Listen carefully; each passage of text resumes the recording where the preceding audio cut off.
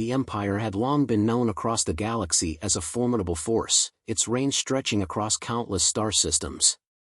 Highly disciplined and meticulously trained, the Empire's warriors were not merely soldiers, they were living weapons. Each one was bred and conditioned from birth to serve the Emperor's will, without question. And when the Empire decided to crush a rebellion, they did so with swift, brutal efficiency. This was no different. Aletheia, a remote planet in the Viridian system, had dared to rise against the Empire's iron grip. The locals were primitive, at least in comparison to the Empire's advanced civilization, but they had somehow managed to gain access to a treasure trove of ancient alien technology. The Empire's response was clear. They would send their greatest warriors, those whose name alone struck fear in the hearts of their enemies. Commander Zether, leader of the Empire's elite blackguard, was chosen to lead the mission. Known for his ruthless tactics and unmatched combat prowess, Zether had crushed rebellions from the Outer Rim to the heart of the Empire itself. His reputation was legendary. His men, the blackguard, were genetically enhanced super soldiers, augmented with advanced cybernetic enhancements and ruthless training. They had never lost a battle. Never failed a mission. As the Empire's fleet moved into orbit above Aletheia, Zether stood in his command center, looking out over the distant planet with cold calculation. His fleet of warships, capable of reducing cities to ash with a single blast, hovered above the planet's surface, waiting for the signal to descend. The rebellion was minor, a small group of civilians who had been making a lot of noise. But that noise had been enough to catch the Empire's attention. And when the Empire took notice, there was no room for mistakes. But as Zether prepared for what he knew would be another quick and efficient victory, he was given an unexpected order. An order that made no sense to him and was completely outside of his realm of understanding. Earth, the homeworld of humanity, had sent a representative to Aletheia. Commander Zether turned to his aide, his voice cold as he read the order aloud. The Human Council has dispatched a mechanic. A mechanic to join us on this mission? The aide, a fellow blackguard soldier, glanced at the order, his expression a mix of confusion and skepticism. Sir, it appears so. The Human Council has sent someone named Mac Hammer Grayson. Zether's eyes narrowed. He had heard of humans, of course. They were a species of short-lived, often volatile beings. They had never been a serious threat to the Empire, despite their occasional bursts of technological innovation. But a mechanic? What could a mechanic possibly offer in a mission of this magnitude? Zether had no time for distractions. He knew that the key to the Empire's success was in precision, discipline, and overwhelming force. A mechanic was a wild card, unpredictable and unqualified. But orders were orders. Zether turned away from his aide, his mind already calculating the most efficient way to deal with whatever this Mac Grayson was. He would allow the human to tag along, perhaps even use him as a pawn for menial tasks. There was no need for the mechanic to interfere with the real work. Meanwhile, on Earth, Mac Grayson had no idea that his life was about to be turned upside down. He was a mechanic, a damn good one at that, and his expertise was in high demand. Whether it was a malfunctioning engine or a faulty piece of military-grade tech, Mac could fix just about anything. But he had no interest in the grandeur of the military, nor did he particularly care for the politics of intergalactic wars. He was just trying to get by. But then the call came. The Human Council, through their bureaucratic channels, had decided that Mac was the man for the job. Aletheia was a problem. The Empire was sending their most elite warriors to crush the rebellion, and Earth needed someone to, well, help out. Mac had barely understood the full scope of the mission when they shipped him off. They gave him a flight and a toolbox and told him to make sure the equipment worked. But no one had told him what he was actually getting into. The flight to Aletheia had been miserable. The transport was cramped, the food terrible, and the whole experience felt like an exercise in bureaucracy. Mac cursed under his breath as he tugged on the straps of his seatbelt, feeling the turbulence as the ship entered Aletheia's atmosphere. The whole thing was absurd. He was a mechanic, not a soldier. He didn't know a thing about intergalactic politics, let alone fighting an empire that had destroyed entire planets for less. And now he was on his way to fix some broken-down war machines and maybe, just maybe, stop a few of them from blowing up in the middle of a battle. If they blew up at all. He had no idea what he was getting into. As the transport ship landed, Mac felt a mixture of dread and excitement. He had fixed engines on everything from small crafts to large warships, but there was something unnerving about being surrounded by so much firepower. He wasn't a fighter, never had been. But this was something else. He stepped off the ship into the heat of Alethia's red sky. The air was thick with dust, and the horizon was a blur of distant explosions. The Empire's fleet was already in orbit, and their soldiers, well, they didn't seem to be doing much except looking menacing. Mac found himself walking toward a heavily armored figure who looked like they could snap him in half with a glance. The man's uniform was black, his face covered by a helmet. He radiated an aura of power. One of the Empire's soldiers. Mac raised an eyebrow, looking the soldier up and down. "You're Zether, right?" Zether tilted his head slightly, his voice muffled behind his helmet. "You're the mechanic?"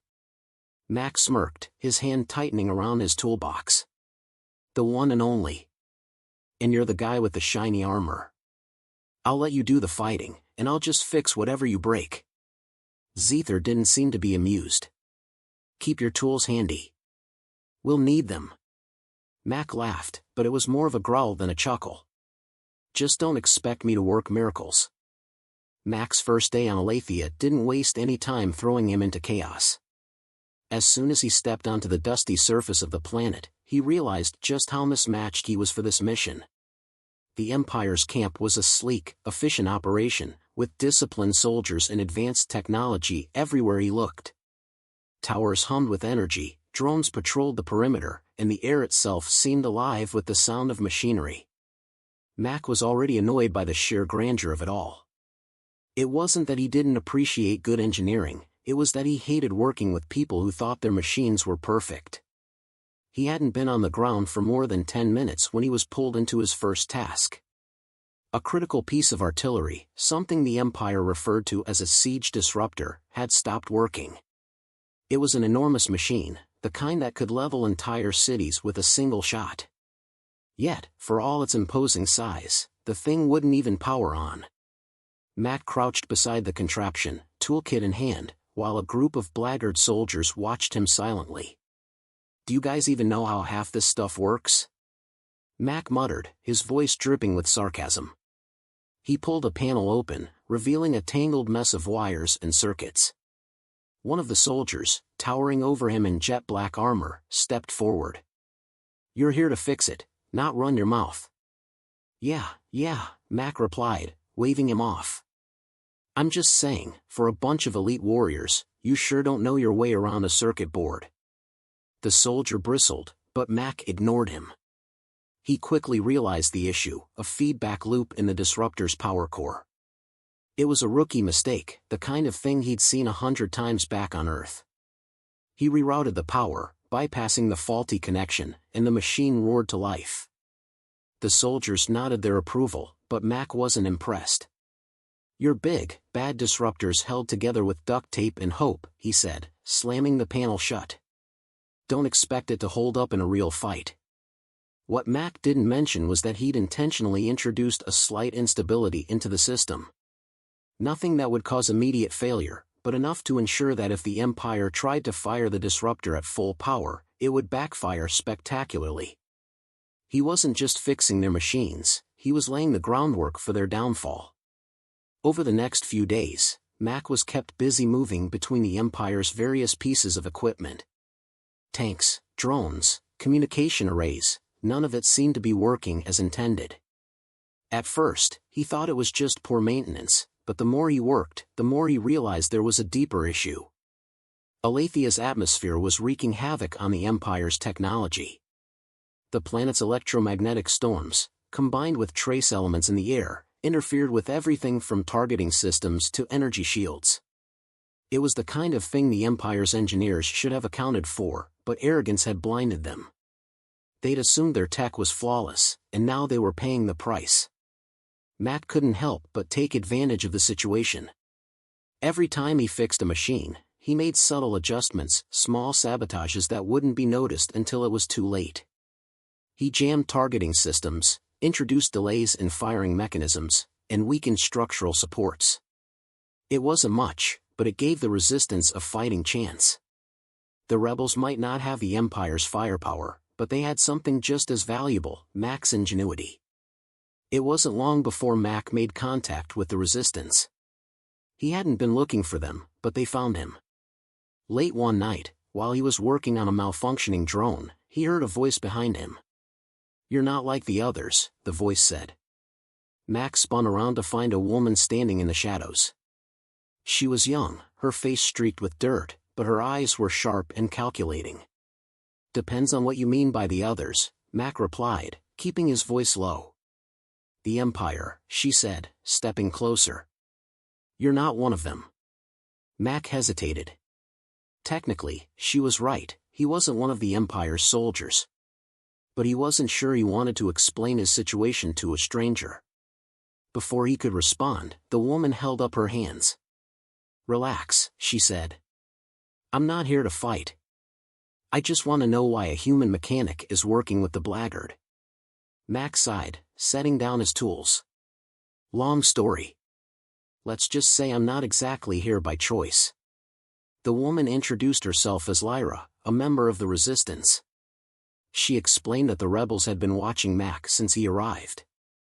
At first, they thought he was just another cog in the Empire's machine, but they'd noticed something different about him. The way he worked, the way he sabotaged the equipment, it was clear he wasn't entirely loyal to the Empire. "Why are you helping us?" Lyra asked. Mac shrugged. "Not a fan of bullies." "And the Empire?" "They're the biggest bullies in the galaxy." Over the next few weeks, Mac found himself walking a dangerous line. By day, he worked for the Empire, fixing their failing machines and dealing with the constant scrutiny of the blackguard. By night, he worked with Lyra and the Resistance, sharing what he knew about the Empire's weaknesses and helping them prepare for the inevitable battle. It wasn't easy. Every time he looked over his shoulder, he expected to see one of Zether's soldiers watching him, ready to drag him off for interrogation.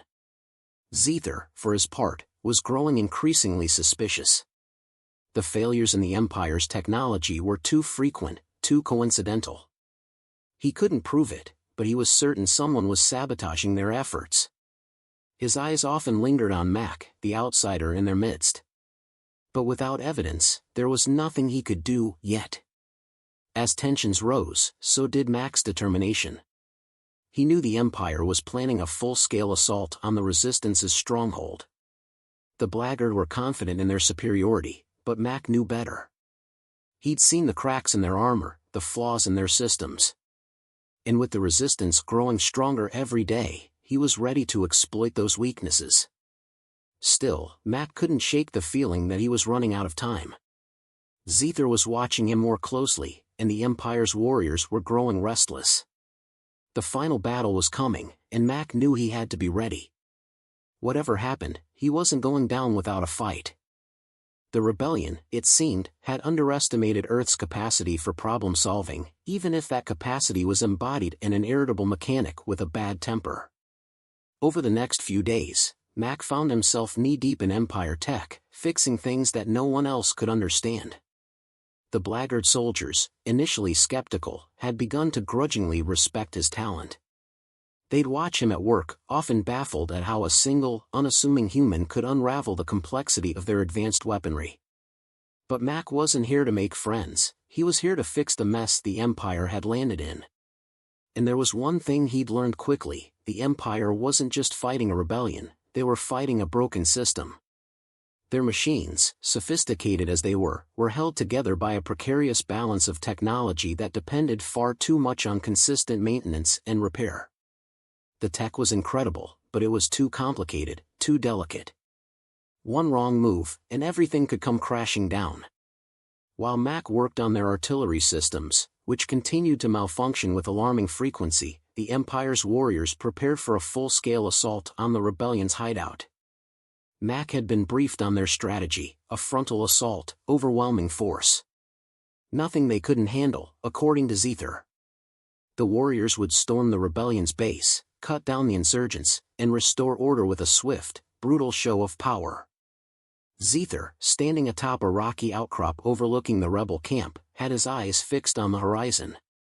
The battle was imminent. He looked down at the map projected before him, studying the movements of both his forces and the insurgents. Everything was in place. The Empire's technological superiority, from their armored vehicles to their deadly siege weapons, would ensure the victory. He had no doubts. But Mac had doubts. He didn't doubt the outcome of the battle, he was sure the Empire would win, of course. What worried him was that the entire plan was fragile. The war machines were more prone to malfunction than anyone seemed willing to admit.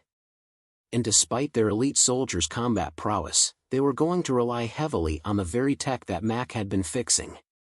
If something went wrong, and Mac didn't fix it in time, everything could go sideways fast.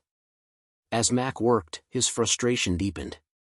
He had hoped to be in and out of the planet's surface in a matter of days, but he had underestimated just how complex the Empire's systems were. Every time he solved one problem, another emerged.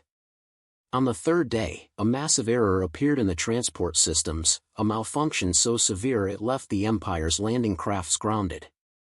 The attack had to be delayed. Mac stormed into Zether's command tent, throwing his wrench on the table.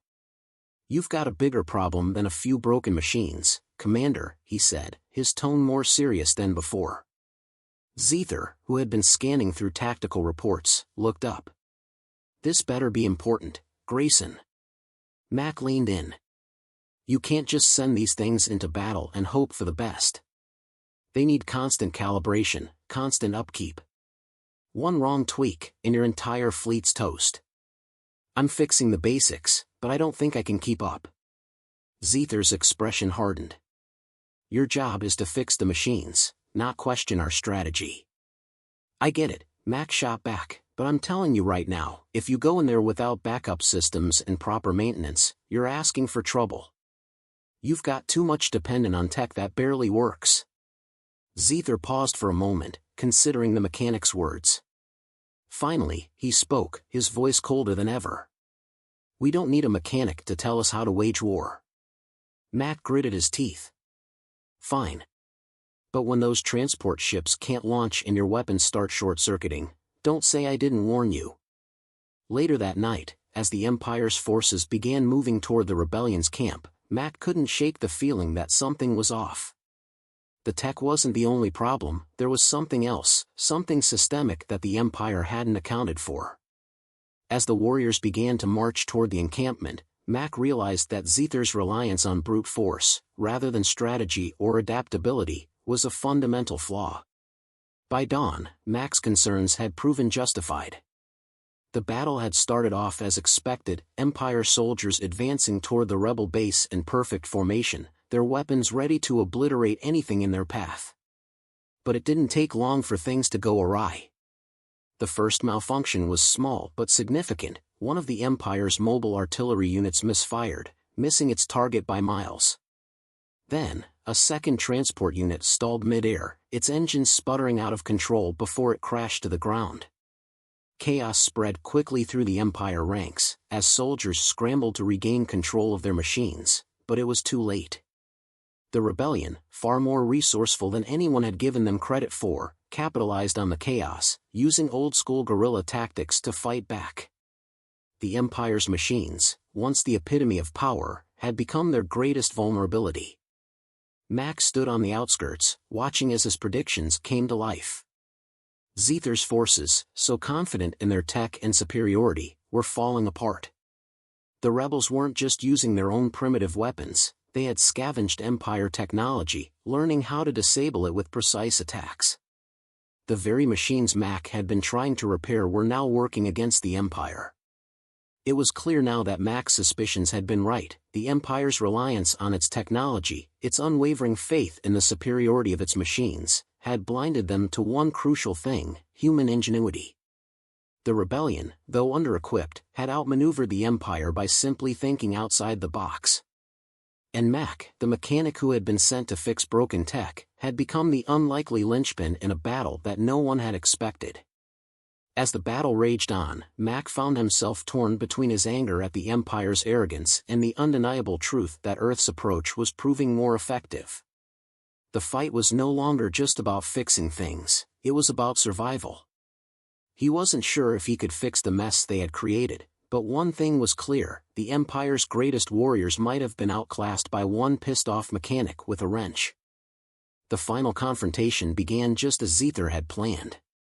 The Empire's forces descended on the rebellion's hideout with terrifying precision, overwhelming the meager defenses of the insurgents. Mac, having spent the last few days tinkering with weapons systems, generators, and artillery, found himself reluctantly observing the chaos unfold from the sidelines. He wasn't a soldier, and he didn't need to be. His job was done. Or so he thought.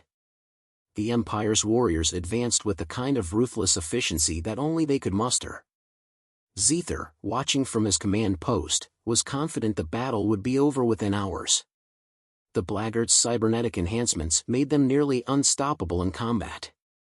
They were more machine than human, their bodies armored in reinforced exoskeletons capable of withstanding explosive fire. But there was a problem, one that no one had accounted for. As the blackguard pushed forward, their machinery began to malfunction. First, it was a few glitches, minor issues that any skilled technician could have fixed in an instant. But then, the problems grew worse. Weapons systems went offline. Communications failed. Combat drones that were supposed to be providing reconnaissance simply froze in midair, plummeting to the ground in sparks and flames. The machines, once the Empire's greatest strength, were failing, and there was no way to fix them. Mac watched with growing frustration as the Empire's carefully laid plans crumbled before his eyes. He'd known something like this would happen. The technology they relied on was fragile, overly complex, and, worst of all, poorly maintained. It was designed to be invincible, but it wasn't designed to last under pressure. And now, all that advanced tech was nothing more than a liability.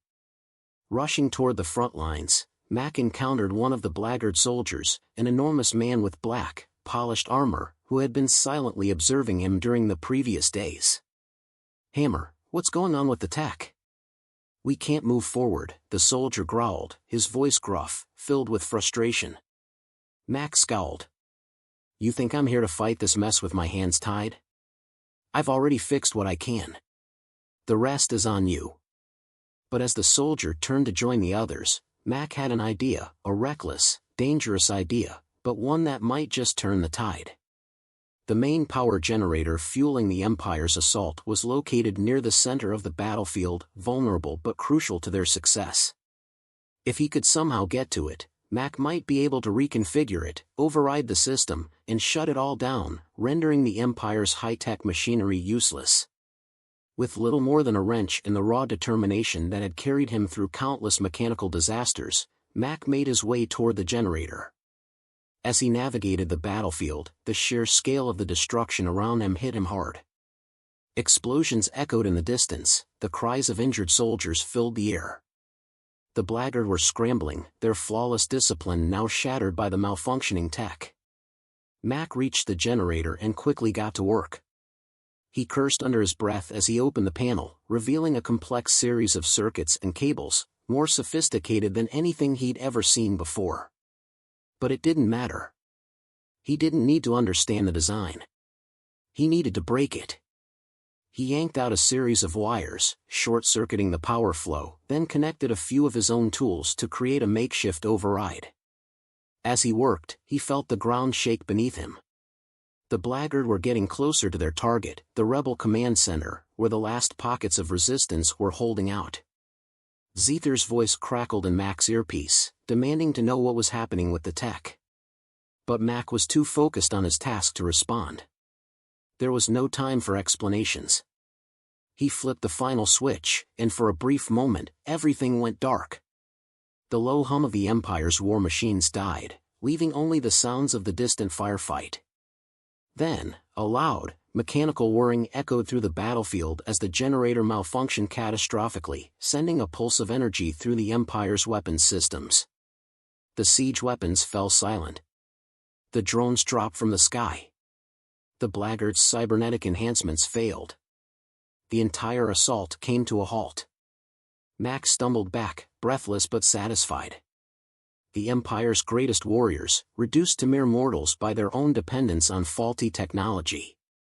The rebellion, which had been on the verge of collapse, found new life as the Empire's machinery faltered. The insurgents, emboldened by their sudden chance, pushed back with surprising tenacity. The Empire's elite warriors, once unstoppable, were now vulnerable, trapped in a battlefield without the tech they so heavily relied upon. Mac stood among the chaos, watching as the blackguard fought not with their weapons, but with brute strength and sheer desperation. Zether himself had been thrown off balance by the failure of his systems. The commander, who had once been certain of his victory, now found himself surrounded by a force he couldn't control. As the Empire's forces retreated, battered and disorganized, Mac surveyed the wreckage of their once imposing assault. The planet Aletheia, despite its primitive nature, had triumphed over an empire that believed itself invincible. And all it had taken was one angry mechanic with a wrench and a stubborn sense of determination. Mac wiped the sweat from his brow and shook his head, muttering to himself, "They think they can rely on machines to win a war? I'll show them how we do it on Earth."